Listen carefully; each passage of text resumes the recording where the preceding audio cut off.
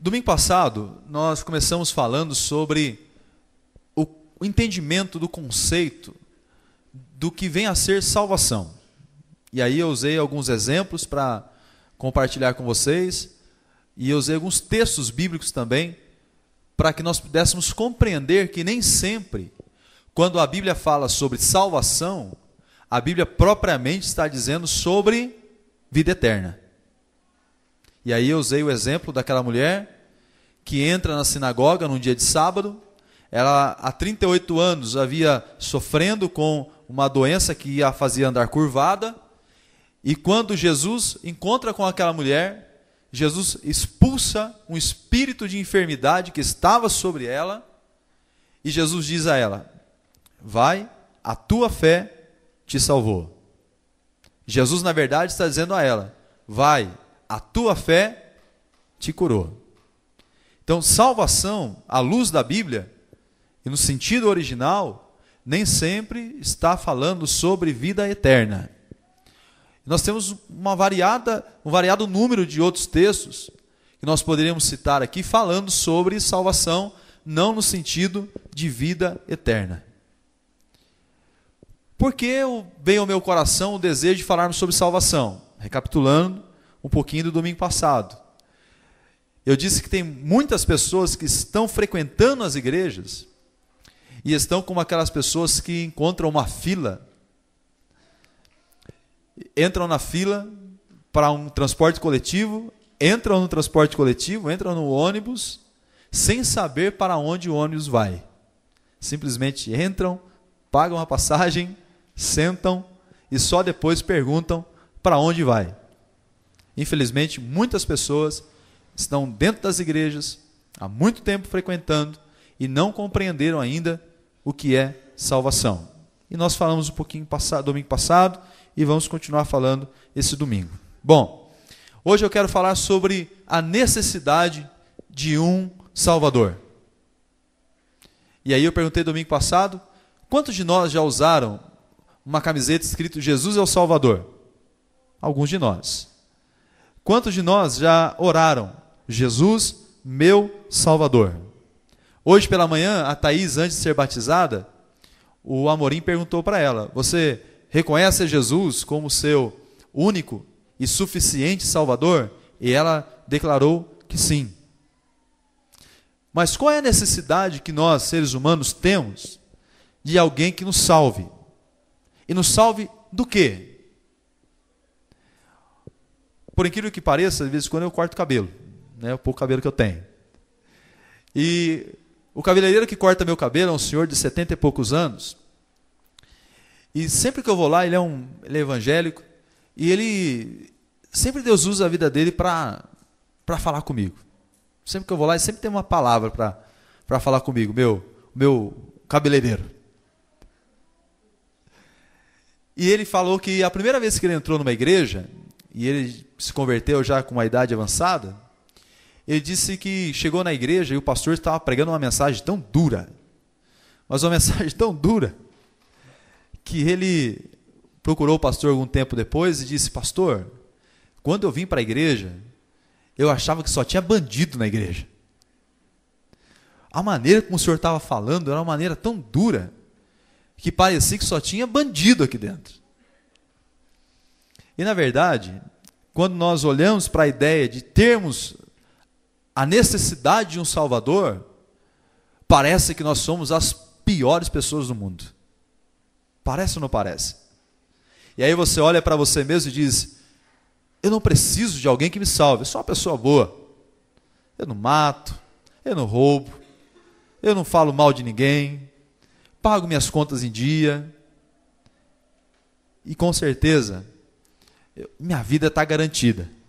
Hoje eu espero que nós consigamos entender a necessidade de um Salvador.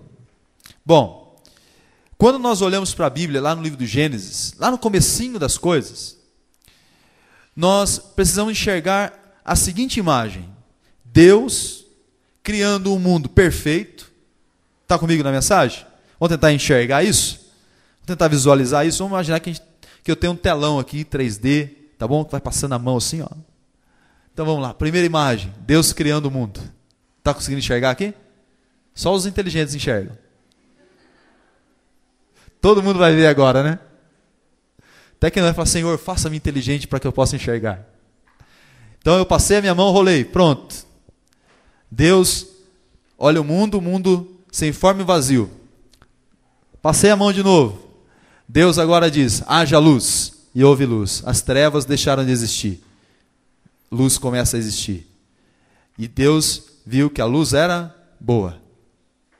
Então já tem luz. As trevas já estão sendo dissipadas. E Deus começa a criar. Deus vai criando. E tudo que Deus cria, após a criação, Deus diz, isso é bom. Vamos tentar imaginar um lugar perfeito? Está conseguindo imaginar aí? Esquece a pessoa perfeita no lugar perfeito. Só imagina o lugar perfeito. Tem muita gente, pastor, imagina um lugar perfeito, com um cara maravilhoso, perfeito. Espera aí que não chegou essa parte ainda, vai chegar. Então, Deus cria um lugar perfeito. Está conseguindo enxergar aqui no meu telão? Deus cria os passarinhos cantando, os animais, todos eles sem briga. Tudo perfeito, tudo ajustado, universo equilibrado, ajustado. Quando Deus olha para tudo aquilo, Deus diz, good, is very good. Bom, isso é muito bom. Se eu fosse da Bahia, isso é bom demais. Se Deus fosse baiano, ele ia falar isso. Se fosse cearense, ele falou, gente, isso é bom demais. Deus diz, isso é bom. Só que Deus olha para tudo aquilo, os animais voando, os peixes nos lagos, nos mares, faltava alguma coisa. Faltava a coroa da criação. Faltava a cereja do bolo. E Deus não fala, Deus faz. Toda a criação é feita pela palavra. A coroa da criação é feita pelas mãos. E a Bíblia diz que Deus pega o barro e constrói um bonequinho. E olha para aquele bonequinho e diz, good, it's very good. It's very, very, very good. Isso é bom, bom, isso é muito bom. E quando Deus olha para aquele bonequinho, faltava alguma coisa. Bom, então eu tenho um lugar perfeito, combinado? Eu tenho agora a cereja do bolo, só que falta alguma coisa ainda naquele boneco de barro. Ele não anda, ele não fala, ele não respira, ele não existe. Quando Deus olha para aquilo, Deus faz algo que para mim é surpreendente, e é um dos pontos altos da história, na narrativa da criação. Deus pega o narizinho daquele bonequinho. Vamos tentar imaginar isso? Né? Vamos imaginar que o microfone seja o narizinho do bonequinho de barro.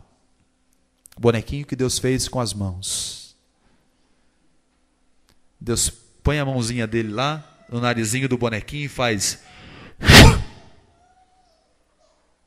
O que é que acontece depois que Deus sopra no nariz do bonequinho? Tem gente que com certeza está me acompanhando na narrativa, né? Olha para o telão. Bonequinho de barro. Não existe. Depois do sopro, o bonequinho abre os olhos. O bonequinho mexe os dedos. O bonequinho mexe os pés. O bonequinho abre a boca. E aí Deus de novo se apaixona e diz, isso é bom. Isso é muito bom. Sabe quem Deus faz? O homem. E Deus coloca o homem para governar tudo aquilo. Vamos tentar imaginar como no filme de Hollywood? Numa animação? Quando o bonequinho começa a falar, um pássaro voa. O pássaro passa voando. Os golfinhos pulam nos mares. Parece filme da Disney, né? E aí, Deus chama aquele bonequinho e dá o nome a ele de Adão. E diz, meu filho, tudo o que tem aqui é seu. E eu quero que você dê nome aos animais.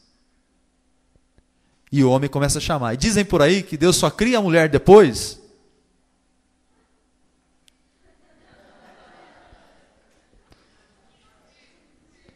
Você já sabe, né? Porque se Deus cria a mulher antes, ela ia ficar dando palpite. Então Deus cria o homem e diz a ele: dê nome aos animais, mas dê logo. Porque o que eu estou para fazer aqui você ainda não sabe. É mistério. E aí Deus chama o homem e diz: dê nome aos animais. Parece história de criança, não parece? Nós contamos para os nossos filhos, sobrinhos, enfim. Mas a história é tão rica, a narrativa é tão maravilhosa, é tão surpreendente, que nós corremos o risco de passar a vida sem nunca ter olhado a narrativa da criação por essa ótica. Aí parece que a gente olha a narrativa da criação sob um olhar austero, cinza, duro, pesado. Tem gente que olha Deus assim, como um Deus carrasco, duro, um padrasto carrasco, um pai carrasco, alguém carrasco. Tem gente que olha para Deus como a figura do Netuno, sentado num grande trono, os cabelos brancos, barbona branca e um tridente na mão, soltando raio para todo lado. Miseráveis pecadores. Plá! Deus não é assim. Deus é um Deus de alegria. É um Deus do colorido. Deus não é o Deus do cinza, das trevas. Tanto é que a primeira coisa que ele cria quando o mundo está em trevas é a luz. E disse Deus: Fiat lux, haja luz. E houve luz. Fiat lux, latim, haja luz. E Deus cria a luz. E disse que a luz é boa. Então Deus não é o Deus do cinza. Deus não é o Deus da escuridão. Tanto é que Jesus disse: eu sou a luz do mundo. Quem me segue não anda nas trevas. Acabou. E eu acredito, espero que nós, como igreja aqui, nós tenhamos essa visão. Que Deus não é o Deus do cinza. Deus não é o Deus da escuridão. Deus não é o Deus da guerra. Deus é o Deus da alegria. Deus é o Deus do colorido. Deus é o Deus da paz. Deus é o Deus da misericórdia. É o Deus que nos criou, nos fez. Fez essa pessoa abençoada, bonita que está do teu lado aí. Foi Ele que fez. Por incrível que pareça. Brincadeira. Mas irmãos, nós precisamos entender que Deus, Ele cria um ambiente perfeito. Compreendido até aqui? Deus cria um ambiente perfeito e coloca o homem lá. Mas, independente de Deus ter criado um ambiente perfeito, e depois Deus cria uma companheira perfeita. Olha que coisa tremenda. Vou me redimir com as mulheres. Deus olha o homem e diz: poxa, esse cara é um cara bonito, bem vestido, inteligente, usa 100% da inteligência dele. Até então o homem usava 100% da sua inteligência. Hoje o homem usa quanto por cento da inteligência dele? Antes de casar. Hã? Quanto por cento ele usa da inteligência? Hã? Quanto? Me ajuda aí. Fala, Bruno. 8%? 8%. Não vou fazer leilão não. 8%. Pronto. Antes de casar ele usa 8%. Depois de casar ele deve usar pelo menos uns 2,5%. Que depois ele tem que ter muito mais coração do que inteligência. Vem comigo que você passa de ano.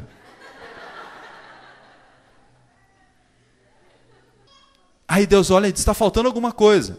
E o que é que Deus faz? Deus, para um homem bonito, perfeito, usando 100% da sua inteligência, não podia dar algo inferior, não é? Deus dá algo igual. E aí Deus faz cair... Não, igual, melhor não, igual.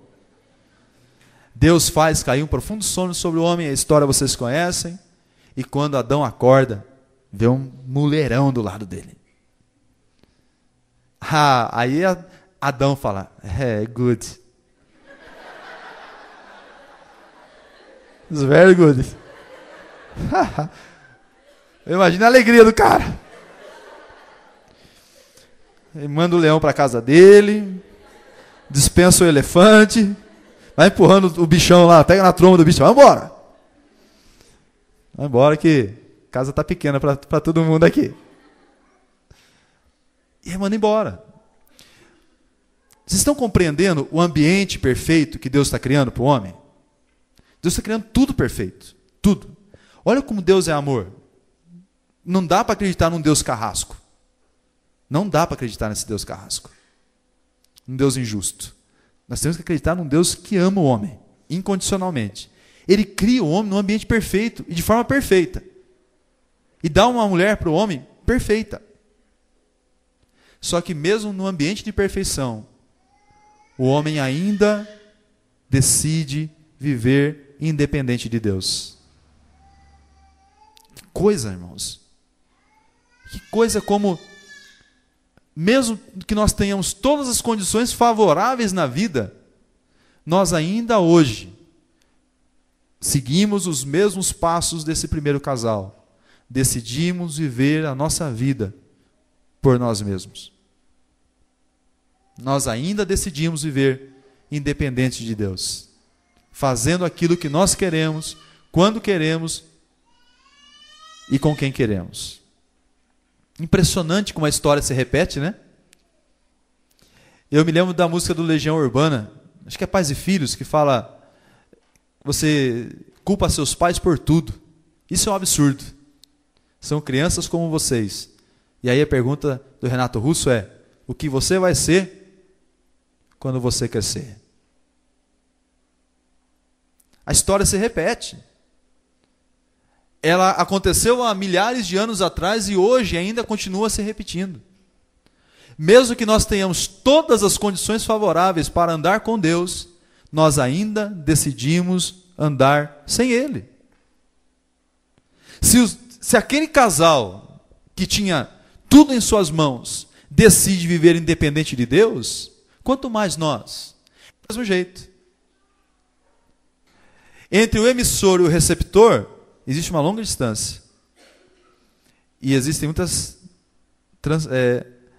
problemas no meio entre a emissão e a recepção. Entre aquilo que eu estou falando e o Reinaldo lá encostado no extintor de incêndio da igreja, está ouvindo. Entre o que você está ouvindo aí atrás. Porque eu entendo que tem que... Primeiro ponto, e eu compartilhei isso um dia com os irmãos aqui, falando sobre as parábolas de Jesus. Para que você receba aquilo que Deus tem para a sua vida, primeiro, você tem que estar aberto para ouvir. Então, o que eu tenho que fazer? Eu tenho que me desarmar. Então, eu tenho que me desarmar, não tem? Os psicólogos dizem que quando, numa entrevista, o indivíduo está com os braços cruzados, ele está, de alguma forma, se protegendo. Atitude de defesa. Outra coisa é os pés cruzados embaixo do banco.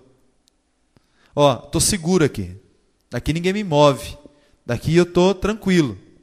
Então, para que você receba aquilo que Deus tem para a sua vida, primeiro, você tem que se desarmar. Abrir o seu coração para aquilo que Deus tem para você. Às vezes nós viemos para um culto no domingo à noite, e nós viemos já com preconceitos. Com um conceito já preconcebido em casa. Ó, eu vou para lá, mas ninguém vai me fazer ser crente. Não é assim? Ó, até vou na igreja com você, mas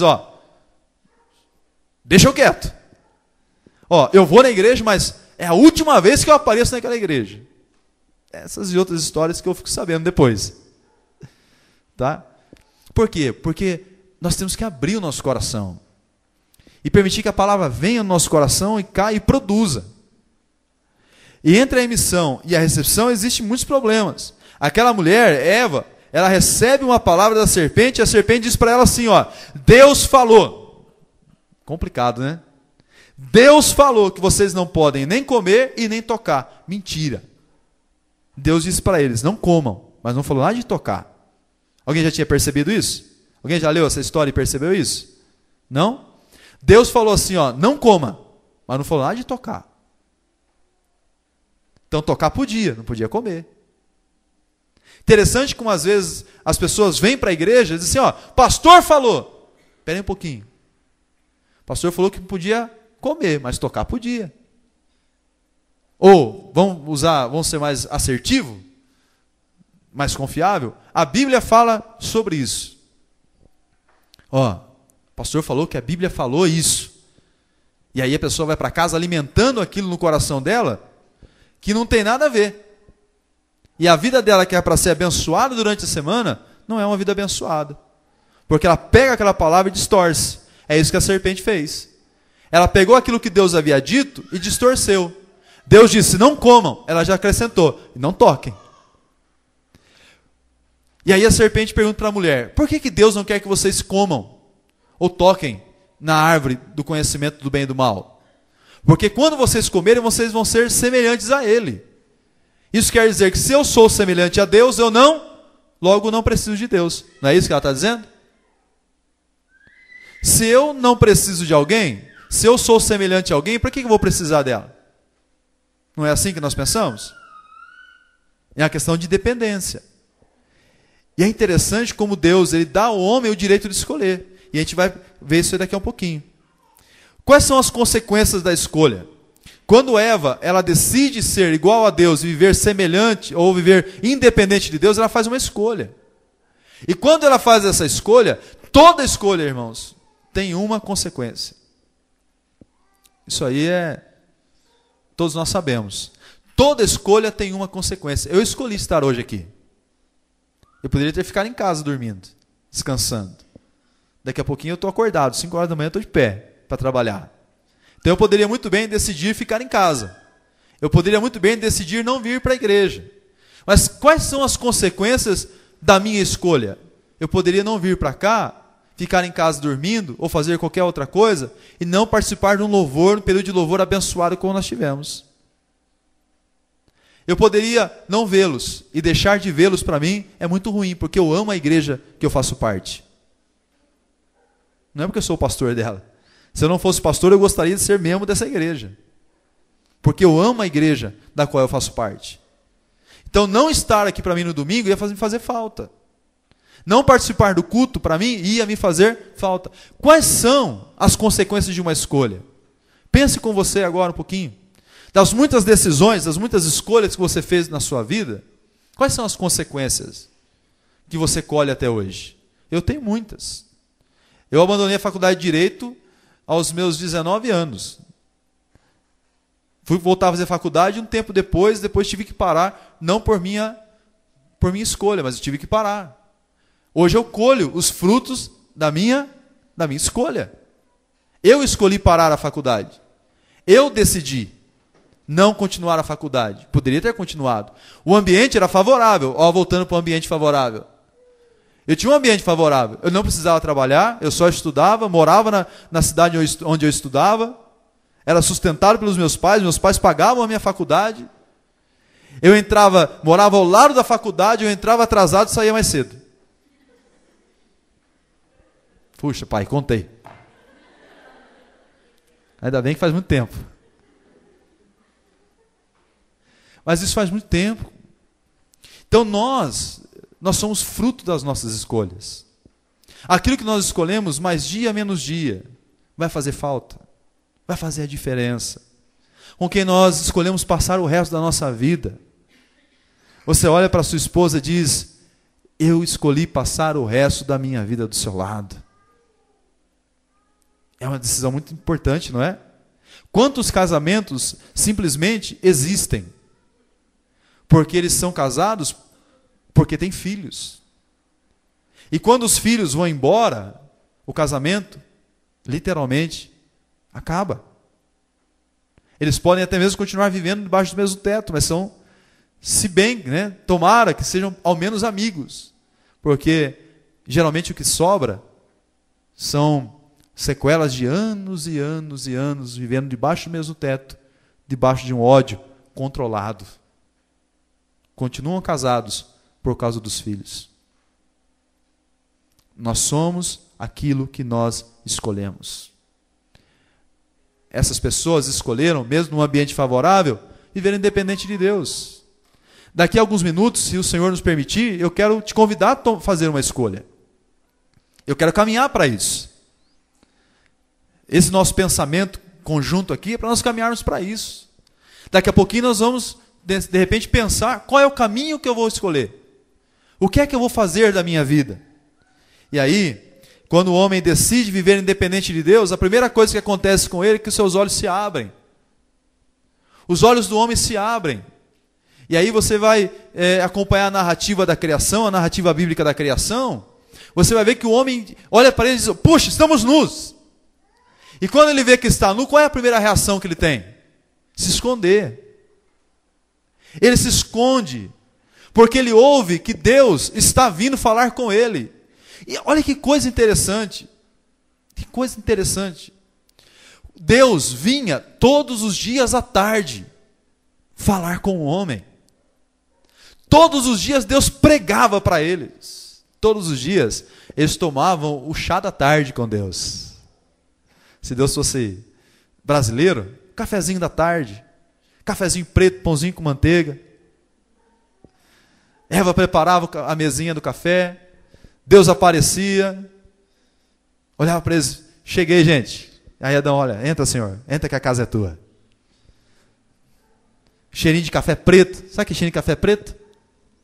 Na mesa do brasileiro, casa do brasileiro, cheirinho de café preto. Pãozinho com manteiga, pãozinho caseiro, manteiguinha aviação. Eita, tem gente que fez até lamber os beijos. Ó, eu gosto de pão caseiro, viu, irmão? Deixa Deus usar a sua vida. Tenha misericórdia de mim, Senhor.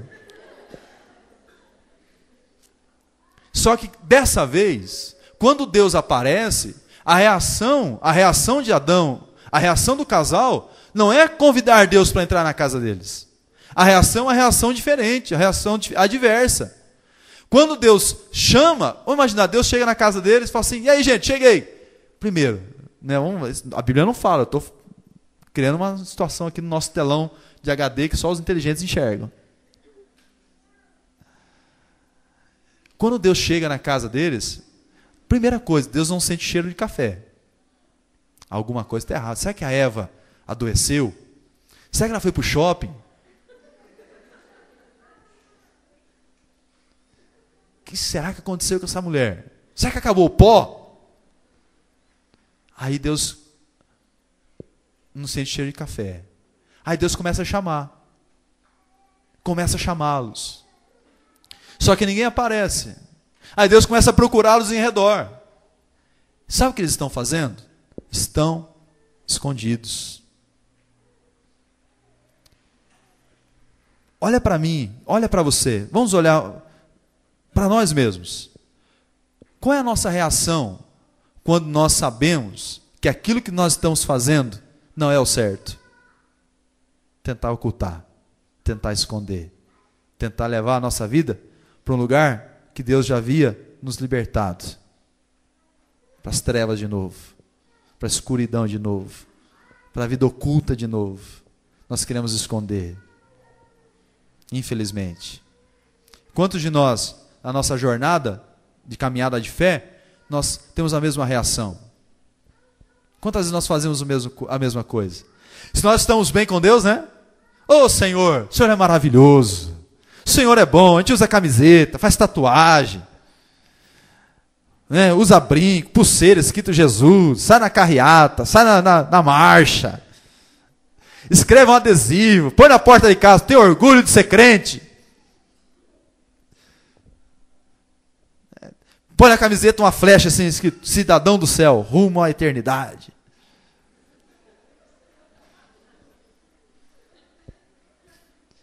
Aí o camarada desliza. A serpente vem. Distorce aquilo que Deus havia falado. Ele vai e diz, eu acho que não é tão bem assim não. Eu acho que dá para viver independente de Deus. Eu tenho saúde, sou bem casado, tenho um bom emprego. Não dependo de Deus. Deus, deixa eu viver a minha vida. Vive a do Senhor aí, ó. O Senhor tem um monte de gente para cuidar já.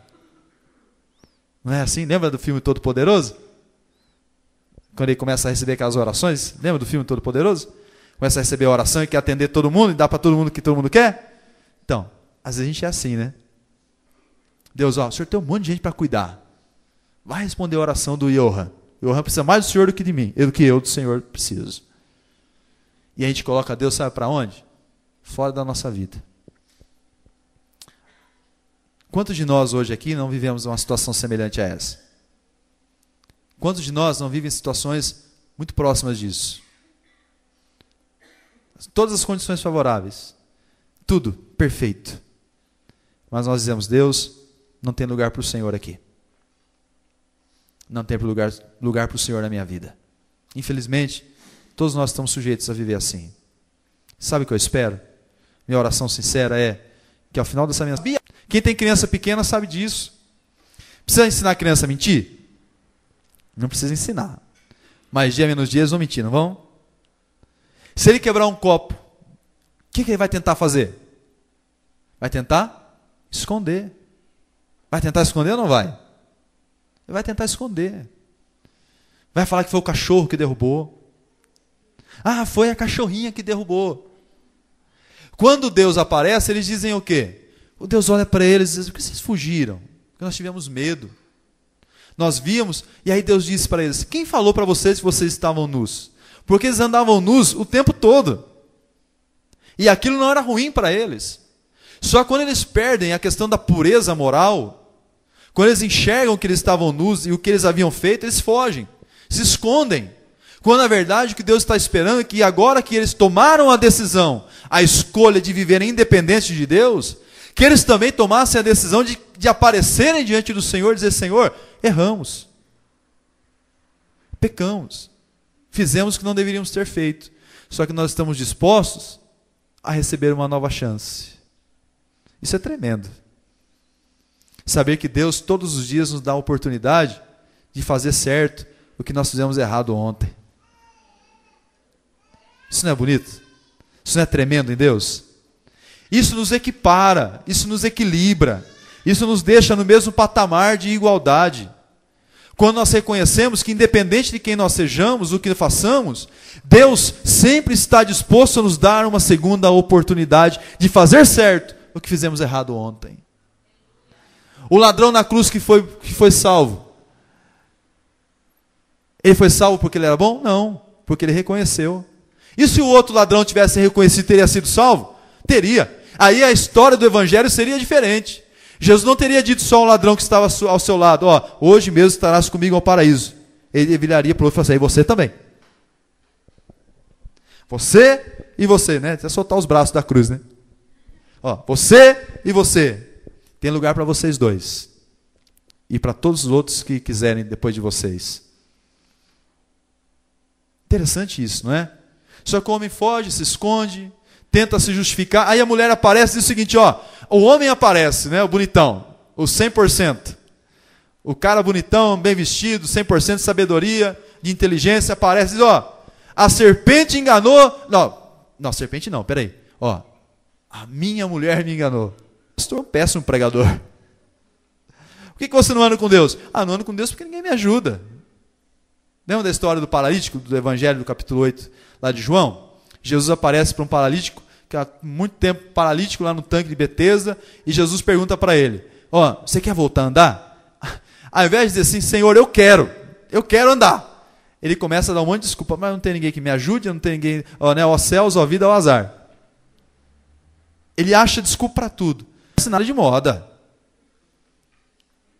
Espera aí um pouquinho. Aí Deus vai e traz uma roupa nova para eles, que não é feita de folha de figueira, é feita de peles de animais. Aí Deus olha e fala assim, tá vendo? Ó, isso aqui é a última moda. Cubram-se. Foi esse o propósito de Deus? Absolutamente não. Sabe o que significa isso? Quando o homem, o suficiente é reconhecer que nós não somos nada, independente de Deus, vivendo longe dele, e que nós precisamos de uma ajuda que vem do céu para a nossa vida. Sabe o que Deus está fazendo quando Ele tira a roupa dos homens feita por eles mesmos e sacrifica um animal? Olha que interessante. Deus, para cobrir a nudez do homem e da mulher, para que eles sejam aceitos por Ele, Deus teve que sacrificar um animal. Deus matou esse encontro. Não for para nos conectarmos. Se esse encontro aqui, sobrenatural, não for com Deus e para Deus, não tem valor nenhum. Não passa de uma reunião social, de um show, um espetáculo. Jesus é o centro. Aquele animal sacrificado por Deus, morto por Deus, seu sangue derramado para cobrir a nudez do homem. O animal não tinha culpa do pecado do homem. O animal não estava na história, o animal não participou da história, da narrativa bíblica da queda do homem. Mas ele entra na história. Aí, muita gente pergunta, pastor, se Deus sabia que o homem iria errar, que o homem iria se afastar de Deus, por que então Deus permite que o homem exista? E eu gosto muito da história, uma história que eu ouvi, que estão o Pai, o Filho e o Espírito Santo conversando, e o Pai diz, vamos criar o homem. E o Espírito Santo diz, mas ele vai pecar. Eles vão se rebelar contra o Senhor. Eles vão se rebelar contra nós, melhor dizendo. E aí o Pai diz, vamos criá-lo. Mas quando eles errarem, o que nós vamos fazer? Alguém vai ter que pagar o preço. E aí entra a figura do Filho. Entra Jesus na história. Apocalipse, eu gostaria que você abrisse sua Bíblia comigo. Primeiro, na carta de 1 Pedro, capítulo 1, versículo 20. Lá no finalzinho da Bíblia. Primeira carta de Pedro, capítulo 1, versículo número 20.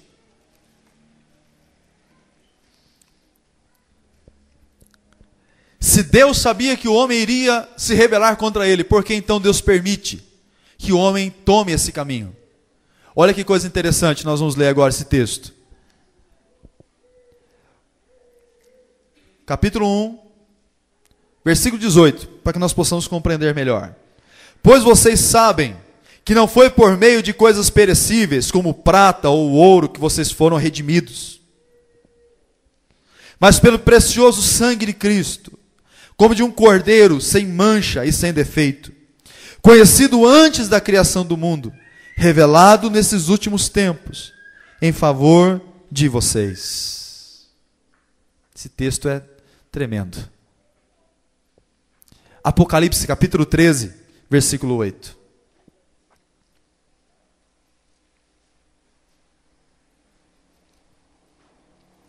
Apocalipse capítulo 13, versículo número 8. Não se assustem com o que eu vou ler, tá bom? Então vamos lá, tem gente que assusta com o Apocalipse. Então não vai sonhar com a besta, tá bom? Com o anticristo, fica tranquilo, tá bom? Então vamos lá. Todos os habitantes da terra adorarão a besta, a saber, todos aqueles que não tiveram seus nomes escritos no livro da vida do Cordeiro, que foi morto desde a criação do mundo. Então, quando o homem erra, Deus já tinha a solução. Quando o veneno do pecado entra na corrente sanguínea da humanidade, Deus já tinha um antídoto.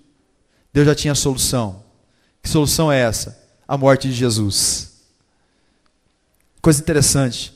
E por isso que quando nós cantamos essa canção hoje, falando sobre o nome de Jesus, eu entendi que o caminho era aquele. E que interessante. E que nós possamos hoje convidar Jesus para ser Senhor da nossa vida, Senhor da nossa história, Senhor da nossa trajetória. Que tal se nós fizermos isso? Daqui a pouquinho. Ou quem sabe você já está fazendo isso enquanto você está ouvindo essa mensagem. Convidar Jesus para entrar na sua história. Fazer parte da sua vida. Governar a sua vida. Dar o senhorio dele. Para que você não seja mais senhor da sua vida. Ele seja senhor da sua vida. Amém, irmãos? Qual foi o preço da reconciliação? Primeiro, o homem afastado de Deus. Cada vez mais distante. Cada vez mais afastado. Um plano começa a se desenrolar na história da humanidade. Um plano traçado no coração de Deus para trazer o homem de volta. A amizade foi desfeita. Já não tem café da tarde. Não tem café preto. Não tem pão caseiro. Não tem manteiga aviação. O que tem é o quê? Distanciamento. Afastamento cada vez maior. Só que Deus decide ir ao encontro do homem. E é interessante que Deus não espera que o homem tome a decisão. Deus toma a decisão por ele.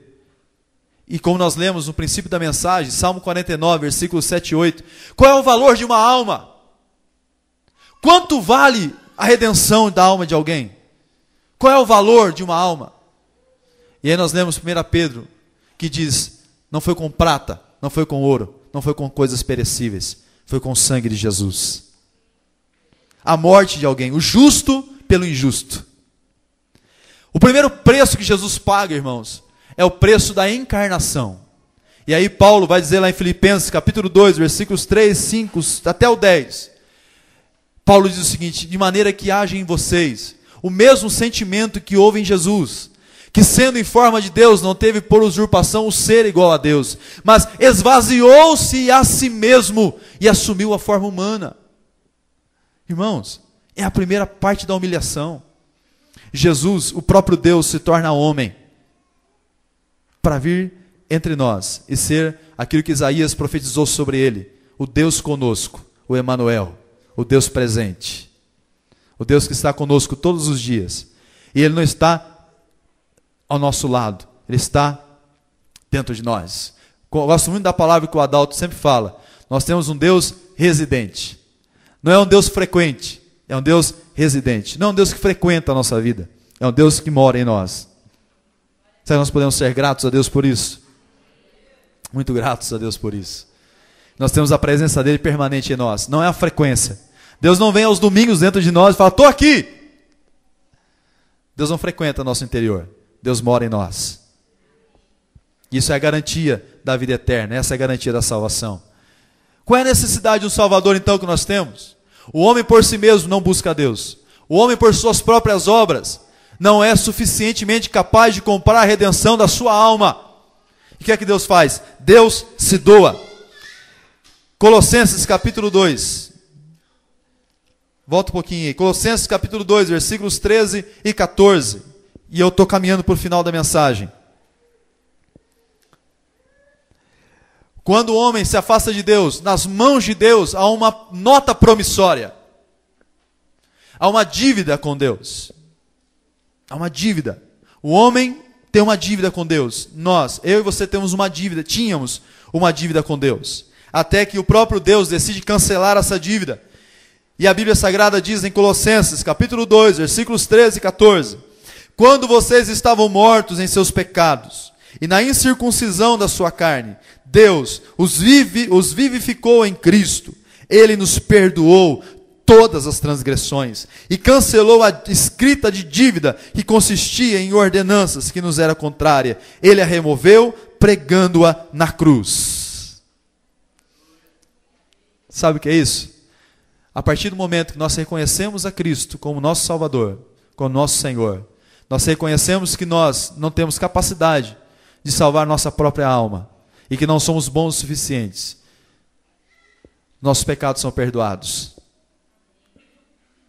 Pastor, e aquela pessoa, e aquele animal, ser humano que fez tantas crueldades? Tem muita gente que não entende isso, né? Eu acho que a cruz é um escândalo por causa disso. As pessoas dizem assim: mas fulano de tal fez tanta coisa, agora está lá na igreja, diz que é crente, está até pregando, é pastor. Eu não era tão ruim assim não, mas não era tão bom também. E uma colega minha de escola, quando me viu na igreja, ela disse assim: você? Né? Até fez assim, né? Eu disse: é. Isso é graça. Deus olhou para mim e disse: te amo. Independente do que você fez.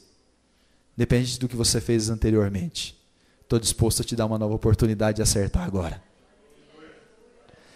Jesus pegou a nota promissória que estava nas mãos do Pai e através da cruz ele disse: estou pagando. Os meus irmãos não devem mais nada. Queridos, se nós como cristãos compreendêssemos essas verdades, eu aqui nesses poucos minutos, eu com certeza não consegui falar de tudo aquilo que seria necessário para falar. Mas eu espero que tenha sido suficiente para você entender sobre a necessidade que nós temos de reconhecer a Jesus como nosso Salvador. E sabermos que ser salvos por Deus não garante que a nossa vida será um mar de rosas, mas nos garante que nós temos a oportunidade de termos nossos pecados perdoados e de acertar aquilo que estava errado. Jesus cancelou a dívida. Não devo mais nada. É bom isso, não é? Alguém já teve a oportunidade de pagar a última parcela Já teve? É bom, não é? 30 anos pagando sua casa. Aí você vai lá na Caixa Econômica Federal ou na lotérica, faz uma festa, né? Faz uma festa, carro de som na porta da lotérica. Convida os amigos para um churrasco. Aí você pega, acende a churrasqueira, convida o amigo mais chegado que você tem e diz para ele, fica em casa. E acende a churrasqueira e bota bastante carvão. O fogo bem alto. Aí você compra aquela picanha. E não esquece de convidar o pastor, não. Aí você diz para ele, fique em casa. Seus amigos todos lá. E você vem com a última parcela do seu carnê. Aí você olha para a churrasqueira e diz, tchau.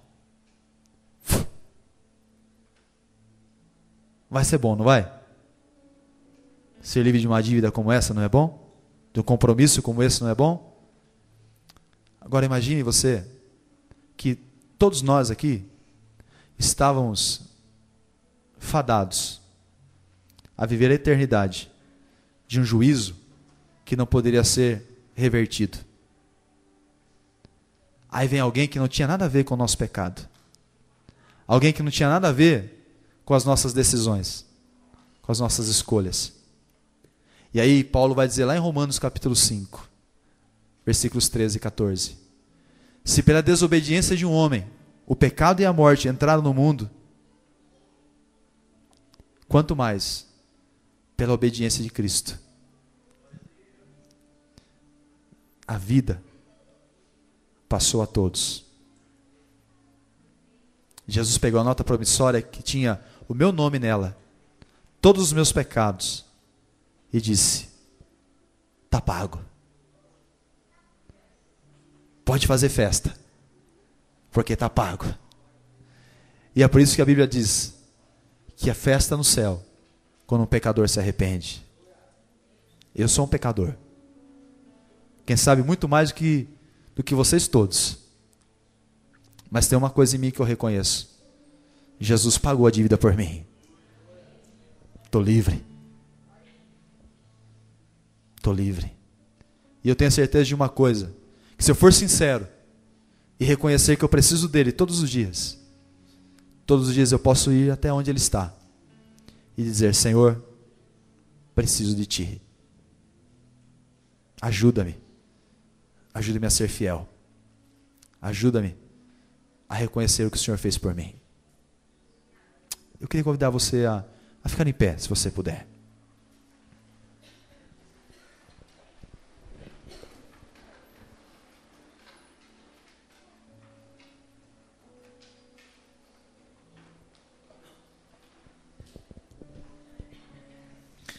Essa é a mensagem central do Evangelho.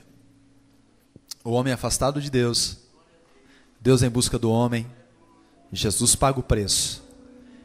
Sabe quem nós somos? Dá uma olhadinha para o lado aí. Nós não somos simplesmente pessoas que não sabem para onde vão. Nós não somos. Se você reconheceu a Jesus como seu Salvador e Senhor, você é alguém que está caminhando para uma eternidade com Ele. E isso não tem preço. E eu queria convidar você que compreende isso. Primeiro nós precisamos reconhecer quem nós somos. E a partir do momento que nós reconhecermos quem somos, a nossa vida, a nossa caminhada, nossa jornada espiritual, sem dúvida vai ser outra. Nós não vamos chorar pelos cantos, nos sentindo as piores pessoas do mundo. Podemos sim nos sentir fracos, abatidos, convalescidos, mas nós sabemos que nós temos alguém por nós. João, na primeira carta, diz, amados, não pequem. Mas se algum de vocês pecar, nós temos um advogado junto ao Pai, Jesus Cristo. O seu sangue nos perdoa de todos os pecados. Eu não sei se você se lembra daquilo que eu falei sobre o meu barbeiro, meu cabeleireiro, que disse: quando eu cheguei na igreja, eu achei que só tinha bandido. Pode ser que você esteja dizendo: pastor, olha, eu não sou tão pecador assim. Mas se lembre, por melhor que sejamos, nós somos incapazes de pagar o resgate da nossa alma. Mas Jesus fez isso por nós. Jesus fez isso por nós. E eu queria encorajar você. Você foi alcançado por essa mensagem. Você que entende que precisa entregar a sua vida. Você que entende que precisa deixar de viver independente de Deus. E quer convidá-lo a ser Senhor da sua vida. Entregar o controle para quem é de direito. Se você se sentir à vontade para fazer isso, enquanto nós cantamos aqui, nós queremos orar com você. Nós queremos ministrar sobre a sua vida. Queremos orar com você. Se você sente a necessidade que alguém ore com você, e você quer vir para que alguém ore com você, nós queremos fazer isso agora, queremos te ajudar. Você pode vir enquanto cantamos. Venha. Venha, nós queremos te ajudar, nós queremos orar com você. Venha, pode vir, venha. Alguém vai estar aqui orando com você, ministrando com você, sobre a sua vida. Venha. Se você precisa, se você entende que é necessário. Se você precisa que alguém ore com você, venha. Nós queremos orar com você, enquanto cantamos. Venha.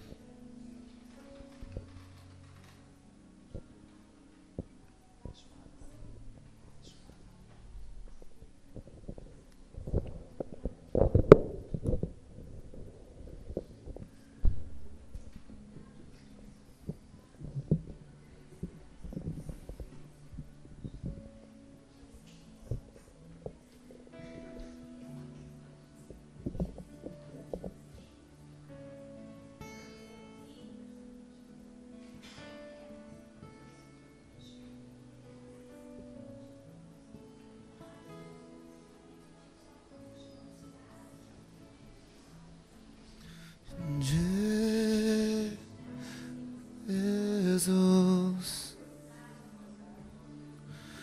Jesus,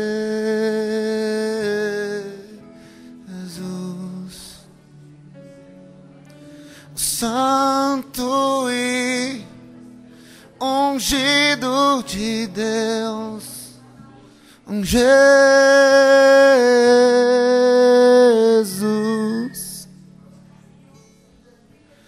Jesus,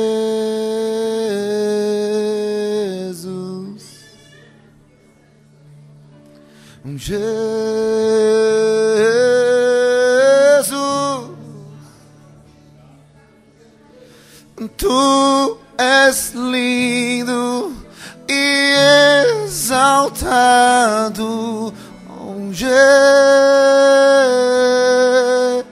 Jesus, Teu nome pra mim é como mel. Teu Espírito é água pro meu ser e luz para os meus pés. É a Tua palavra. Jesus, te amo, te amo. Seu nome pra mim é como mel. Seu Espírito é água pro meu ser e luz para os meus pés. É a Tua palavra. Jesus, te amo, te amo. Jesus,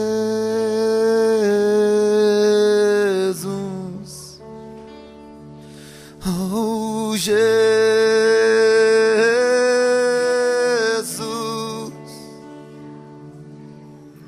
Santo e ungido de Deus, oh Jesus,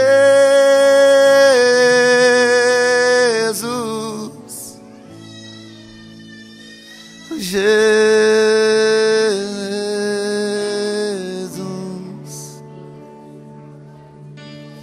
Jesus,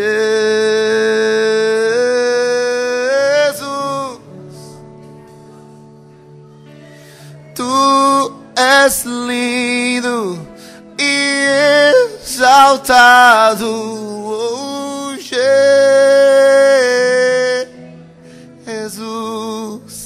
Teu nome pra mim é como mel, teu espírito é água pro meu ser, e luz para os meus pés é tua palavra.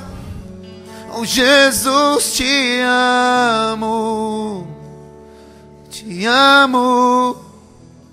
Teu nome pra mim é como mel, teu espírito é água pro meu ser, luz para os meus pés é a tua palavra. Jesus, te amo, te amo. Jesus, te amo, te amo. Oh, Jesus,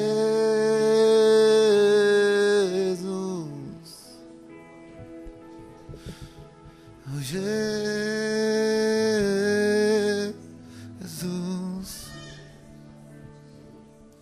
Santo e ungido de Deus, oh, Jesus.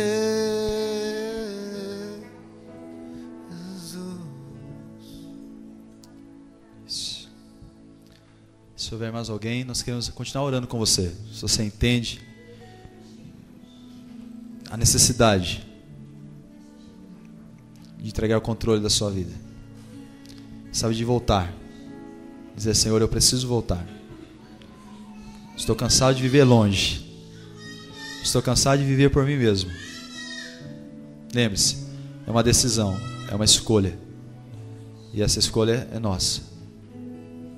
É sua escolha.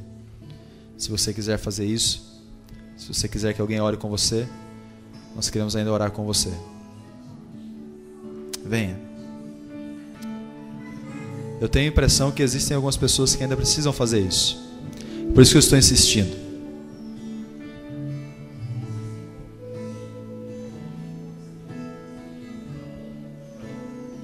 Amém. Amém. Obrigado, Senhor. Senhor, nós queremos te agradecer, ó Deus, pela oportunidade de nós estarmos aqui hoje e de podermos entender, Senhor, a necessidade de entregarmos nossa vida ao Senhor. E nós estamos cantando e declarando que o Teu nome